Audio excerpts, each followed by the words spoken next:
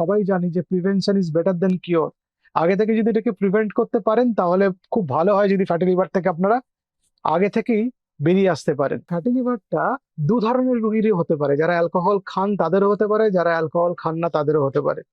যারা অ্যালকোহল খান তাদের যে ফ্যাটি লিভার হয় সেটাকে বলে অ্যালকোহলিক ফ্যাটি লিভার। যারা অ্যালকোহলিক নন বা অ্যালকোহল খান না রেগুলার, যাদের যে ফ্যাটি লিভার হয় সে নন অ্যালকোহলিক ফ্যাটি লিভার বলে।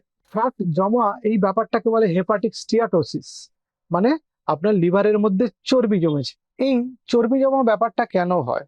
আমরা যে খাবার খাই তার মধ্যে যে চর্বি জাতীয় খাবার থাকে এবং চিনি জাতীয় খাবার থাকে, মানে সুগারি ড্রিঙ্ক, বেভারেজ ফুড বা ফ্যাটি ফুড, সেইখান থেকে বা রিফাইন কার্বোহাইড্রেট থেকে আমাদের শরীরে যখন যায় তখন ফ্রি ফ্যাটি অ্যাসিড তৈরি হয়। ফ্রি ফ্যাটি অ্যাসিড গুলো ট্রাইগ্লিসারাইডে কনভার্টেড হয়ে আমাদের লিভারে জমে, এবং আমাদের লিভারে যদি টোটাল লিভারের ওয়েটের 5%-এর বেশি যদি ফ্যাট থাকে সেটাকে আমরা ফ্যাটি লিভার বলি। কোনো কারণে মনে করুন আপনি মোটা হয়ে গেছেন, আপনার শরীরে ইনসুলিন রেজিস্ট্যান্স হয়েছে, অথবা আপনি জেনেটিক্যালি প্রিডিসপোজড ইনসুলিন রেজিস্ট্যান্সের জন্য, তাহলে আপনার শরীরে ইনসুলিন রেজিস্ট্যান্স তৈরি হলো।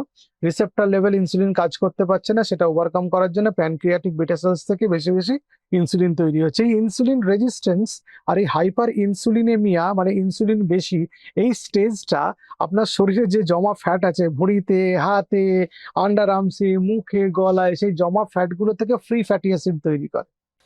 এই ফ্রি ফ্যাটি অ্যাসিড এফএফএ, এইটা ট্রাইগ্লিসারাইড তৈরি করে, এবং এই ফ্রি ফ্যাটি অ্যাসিডটা রেসপন্সিবল ফ্যাটি লিভার তৈরি করার জন্য।